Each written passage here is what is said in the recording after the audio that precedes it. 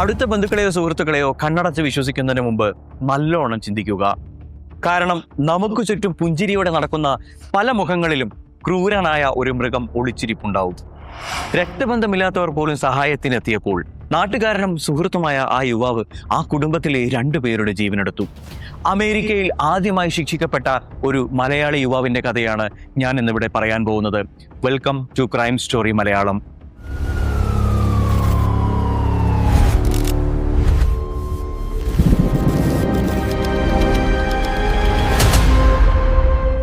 അമേരിക്കയിലെ പെൻസിൽവാനിയയിലുള്ള ഒരു ശാന്തമായ നഗരം. ആന്ധ്രാപ്രദേശിലെ ഒരു ഗ്രാമത്തിൽ നിന്നും ഒരുപാട് സ്വപ്നങ്ങളോടെയായിരുന്നു വെങ്കട് ശിവപ്രസാദും അതുപോലെ ഭാര്യ ചെഞ്ചുലതയും അങ്ങോട്ടേക്ക് ചേക്കേറിയത്. സോഫ്റ്റ്വെയർ എഞ്ചിനീയറുമായ ഇവർ 2 പേരും ഒരു പ്രൈവറ്റ് കമ്പനിയിലാണ് അവിടെ ജോലി ചെയ്തുകൊണ്ടിരുന്നത്. ഈ ദമ്പതികൾക്ക് 2012 ജാനുവരിയിലാണ് സാൻവി എന്ന് പറയുന്ന ഒരു സുന്ദരിയായ പെൺകുഞ്ഞ് ജനിക്കുന്നത്. തന്റെ ഭാര്യ ഗർഭിണിയായിരിക്കുന്ന സമയത്ത് തന്നെ അദ്ദേഹം തീരുമാനിച്ചതാണ് അമ്മയുടെ കുഞ്ഞിന്റെയും പരിരക്ഷയ്ക്ക് വേണ്ടി തന്റെ അമ്മയെ നാട്ടിൽ നിന്നും ഇങ്ങോട്ടേക്ക് കൊണ്ടുവരണമെന്ന്. പക്ഷേ അദ്ദേഹത്തിന് അവിടെ മറ്റൊരു പ്രശ്നം ഉണ്ടായിരുന്നത് വെച്ച് കഴിഞ്ഞാൽ തന്റെ അച്ഛന് പ്രായാധിക്യത്താൽ യാത്ര ചെയ്യാനുള്ള സാഹചര്യം ഉണ്ടായിരുന്നില്ല എന്നുള്ളതാണ്. ഇദ്ദേഹം ഈ കാര്യം അമ്മയുമായി ഡിസ്കസ് ചെയ്ത സമയത്ത് അമ്മ പറഞ്ഞു, കുഴപ്പമില്ല, നമുക്ക് നാട്ടിൽ ഇവിടെ ഒരു ഹോം നേഴ്സിനെ അറേഞ്ച് ചെയ്തുകൊണ്ട് അച്ഛൻ്റെ കാര്യങ്ങൾ അങ്ങനെ പരിഹരിക്കാം. തൽക്കാലം അമ്മയുടെ കുഞ്ഞിനെ പരിരക്ഷയ്ക്ക് വേണ്ടി ഞാൻ അങ്ങോട്ടേക്ക് കയറി വരാം.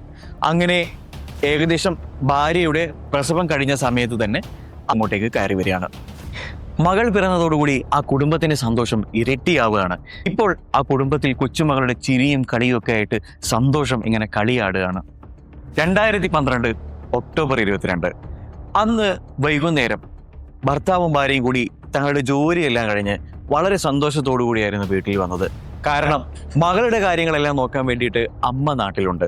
മാത്രമല്ല കുഞ്ഞും വളരെയധികം സന്തോഷവതിയും അതേപോലെ സുരക്ഷിതയുമാണ്. കാരണം അമേരിക്ക പോലൊരു നാട്ടിൽ അതുപോലൊരു ചെറിയ കുഞ്ഞിനെ മറ്റാരുടെയെങ്കിലും കയ്യിൽ ഏൽപ്പിച്ചിട്ട് പോകാമെന്ന് വെച്ച് കഴിഞ്ഞാൽ അവർക്ക് ഒരിക്കലും അതിന് സാധിക്കുമായിരുന്നില്ല.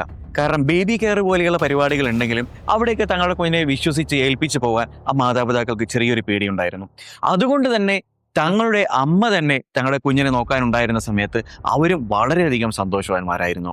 തിരിച്ചു വന്ന് അവർ അവരുടെ അമ്മയെ വിളിക്കുന്നുണ്ട്. കാരണം കുഞ്ഞിനെയും കാണുന്നില്ല, അമ്മയെയും കാണുന്നില്ല. അങ്ങനെ ഇവർ അന്വേഷിച്ച് അവസാനം അടുക്കളയിലെത്തിയ ഇവർ കണ്ട കാഴ്ച ശരിക്കും ഇവരെ തലച്ചോറിനെ മരവിപ്പിക്കുന്നതായിരുന്നു. അത് മറ്റൊന്നുമല്ല, 61 വയസ്സുള്ള തങ്ങളുടെ അമ്മയായ സത്യവതി എന്ന് പറയുന്ന സ്ത്രീ ചോരയിൽ കുളിച്ചുകൊണ്ട് അടുക്കളയിൽ വീണ് കിടക്കുകയാണ്.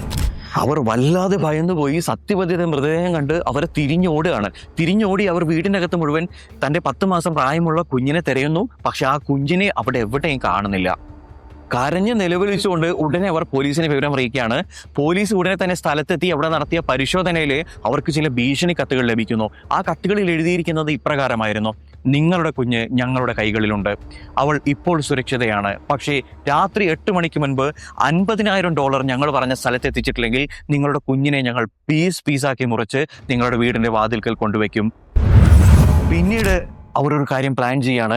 ഏകദേശം ആ പിതാവ് തൻ്റെ മകളെ വിട്ടുകിട്ടാൻ വേണ്ടിയിട്ട് $50,000 എവിടെ നിന്നൊക്കെയോ സംഘടിപ്പിക്കുന്നു. എന്നിട്ട് പോലീസിന്റെ കയ്യിൽ ഈ പണം ഏൽപ്പിക്കുകയാണ്.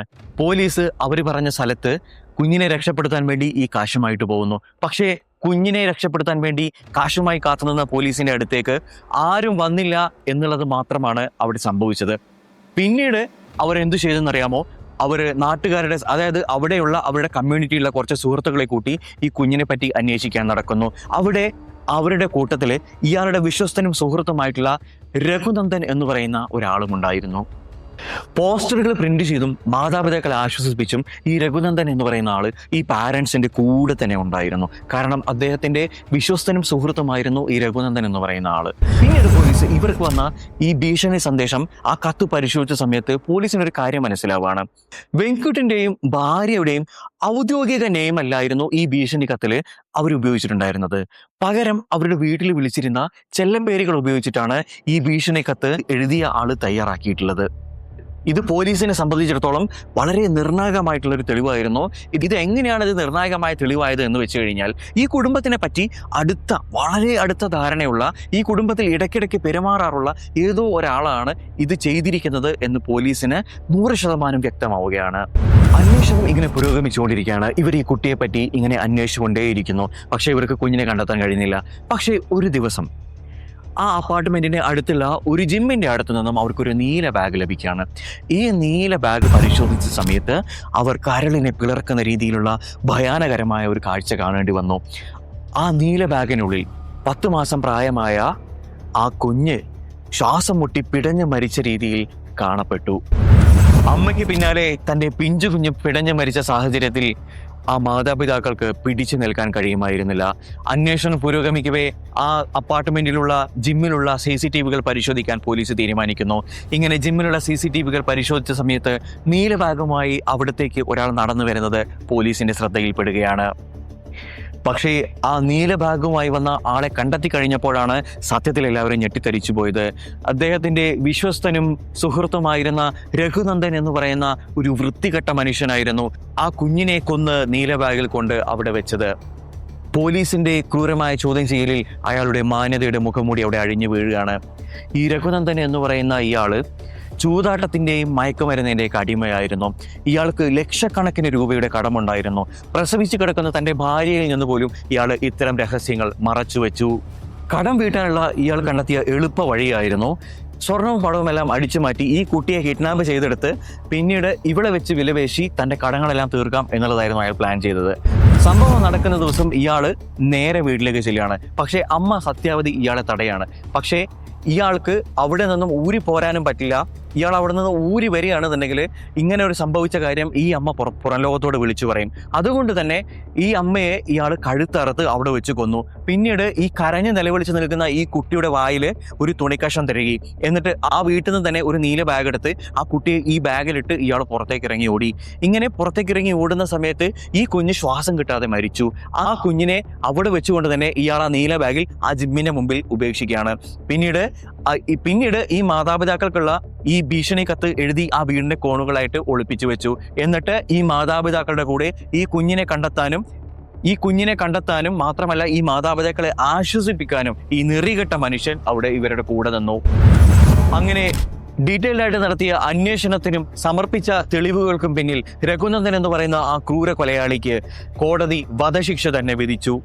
അമേരിക്കയിൽ വധശിക്ഷയ്ക്ക് വിധിക്കപ്പെട്ട ആദ്യ ഇന്ത്യക്കാരനാണ് രഘുനന്ദൻ എന്ന് പറയുന്ന ഈ വൃത്തികെട്ട മനുഷ്യൻ.